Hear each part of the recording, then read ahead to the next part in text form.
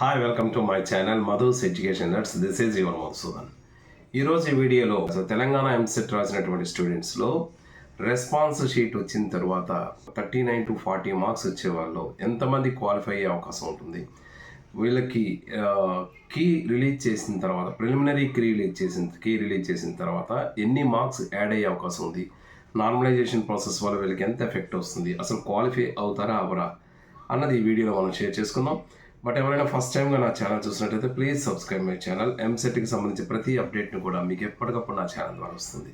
ఇక విషయంలోకి వెళ్ళిపోదాం. తెలంగాణ స్టేట్కి సంబంధించినటువంటి తెలంగాణ ఎంసెట్కి సంబంధించినటువంటి ప్రిలిమినరీ కీ రిలీజ్ చేయడం జరిగింది.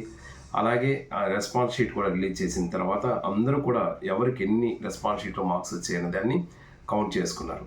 ఇలా కౌంట్ చేసిన తర్వాత రేపు 11th రేపు మార్నింగ్ 11 o'clockకి తెలంగాణ స్టేట్లో ఎంసెట్ రిజల్ట్స్ అనేవి రిలీజ్ చేయబోతున్నారు. అంటే మీకు ఎంత ర్యాంక్ వచ్చింది అనేది రిలీజ్ చేయబోతున్నారు. అంటే ఫైనల్ రిజల్ట్స్. అంటే ఇప్పుడు మీకు రిజల్ట్స్ వచ్చేటప్పుడు మీకు వచ్చే మార్క్స్తో పోల్చుకుంటే మీకు ర్యాంక్ వస్తుందా రాదా, అసలు క్వాలిఫై అవుతారా అవదా అనే దానికి ముందుగా కొన్ని విషయాలు మనం అబ్జర్వ్ చేయాలి. మొట్టమొదట మీకు వచ్చే రెస్పాన్స్ షీట్లో మార్క్స్ ఎన్ని వచ్చాయని చూసుకోవాలి. మీకు సపోజ్ 35 నుంచి 40 లోపుగా మార్క్స్ వచ్చాయనుకోండి. ఇప్పుడు మీకు వచ్చే షిఫ్ట్ ఏమిటో చూడాలి. ఈ షిఫ్ట్లో మీకు నార్మలైజేషన్ ప్రాసెస్ ద్వారా మార్క్స్ పెరిగే అవకాశం ఎంత ఉంటుందనేది ఒక్కసారి గెస్ చేయాలి మనం. ఎందుకంటే నార్మలైజేషన్ ప్రాసెస్లో చాలామందికి మార్క్స్ అనేవి పెరిగే అవకాశం కొన్ని షిఫ్ట్లకు ఉంటాయి, కొంతమందికి 1-2 మార్కులు తగ్గే అవకాశం కూడా ఉంటుంది. బట్ ఆల్రెడీ మీకు తక్కువ వచ్చినటువంటి ఒక 38 మార్క్స్ వచ్చిన స్టూడెంట్కి మరొక 2-3 మార్క్స్ తగ్గాయి అనుకోండి, ఇంకా మీరు తక్కువలోకి 36, 35లోకి వెళ్ళిపోతారు. మరి 35 మార్క్స్ వచ్చేటప్పుడు మీరు క్వాలిఫై అవుతారా అంటే ఇటువంటి వాళ్ళందరికీ ఒక అవకాశం ఏంటంటే ప్రిలిమినరీ కీ రిలీజ్ చేసిన తర్వాత కొన్ని అబ్జెక్షన్స్ రైట్ చేశారు. ఈ అబ్జెక్షన్స్ అన్నింటినీ కూడా కన్సిడర్ చేస్తూ మీకు కొన్ని మార్క్స్ అనేవి యాడ్ చేయడం అనేది ఖచ్చితంగా జరుగుతుంది. ఈ మార్క్స్ ఎన్ని యాడ్ చేస్తారని మనం ఒకసారి గమనించినట్టయితే మనకి తెలిసిన ఎన్ని అబ్జెక్షన్స్ రైట్ చేశారనేది మనకి ఓపెన్గా మనకి తెలియకపోవచ్చు. బట్ ఓవరాల్గా ఎలా చూసుకున్నా ఒక 4-5 మార్క్స్ అనేది మాత్రం ఖచ్చితంగా మీకు యాడ్ అయ్యే అవకాశాలు అయితే ఉంటాయి. సో ఎవరికైనా 35-36 మార్క్స్కి ఆఫ్టర్ నార్మలైజేషన్ తర్వాత కూడా మీకు 34-35 మార్క్స్ 35-36 మార్క్స్ వచ్చినట్టయితే మాత్రం మీకు ఈ అబ్జెక్షన్స్ వలన వచ్చేటటువంటి మార్క్స్ మీకు యాడ్ అయ్యి మళ్ళీ మీరు క్వాలిఫై అయిపోతారు.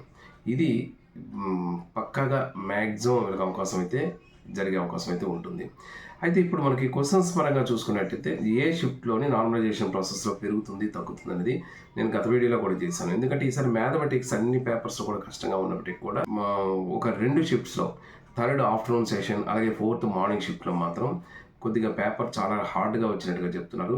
మిగిలిన షిఫ్ట్స్లో కూడా పేపర్ హార్డ్గా ఉన్నట్టుగా ఉంది. కాబట్టి చాలా వరకు మోడరేట్ టు హార్డ్ అయింది తప్ప ఈజీ టు మోడరేట్ అనేది రాలేదు. కాబట్టి అన్ని షిఫ్ట్లో వారికి నార్మలైజేషన్ చేసేటప్పుడు ఖచ్చితంగా కొన్ని షిఫ్ట్స్కి మార్క్స్ అనేవి ఎక్కువగా వచ్చే అవకాశం అయితే ఉంటుంది, ఎక్కువగా మార్క్స్ యాడ్ అయ్యే అవకాశం ఉంటుంది. అది 5 మార్క్సా 6 మార్క్స్ యాడ్ అవుతాయా అన్న దానికన్నా మార్క్స్ యాడ్ అవ్వడం మాత్రం పక్కగా అవుతుంది. ఇక ఎవరికైనా నార్మలైజేషన్ ఈజీ ప్రాసెస్గా ఉంది అనుకుని ఎవరికైనా మార్క్స్ తగ్గినా కూడా ఒక 2 మార్క్స్ 3 మార్క్స్ వరకు మాత్రమే తగ్గే అవకాశం ఉంటుంది. ఎక్కడైతే 2-3 మార్క్స్ తగ్గాయో వాళ్ళకి ఈ కీ ద్వారా అబ్జెక్షన్స్ రైట్ చేసిన తర్వాత కీ ద్వారా యాడ్ అయినటువంటి మార్క్స్ అన్నీ కూడా వాళ్ళకి యాడ్ అయిపోతాయి.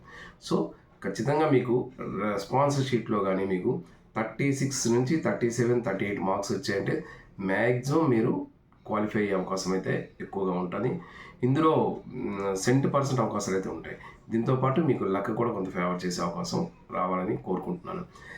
సో ఇది ఈ వీడియోకి సంబంధించి. దీనికి సంబంధించి ఇంకా మీకు ఏమైనా డౌట్స్ ఉన్నట్టయితే కామెంట్ బాక్స్లో షేర్ చేయండి. తప్పకుండా నాకు తెలిసిన ఇన్ఫర్మేషన్ మీకు ఇస్తాను.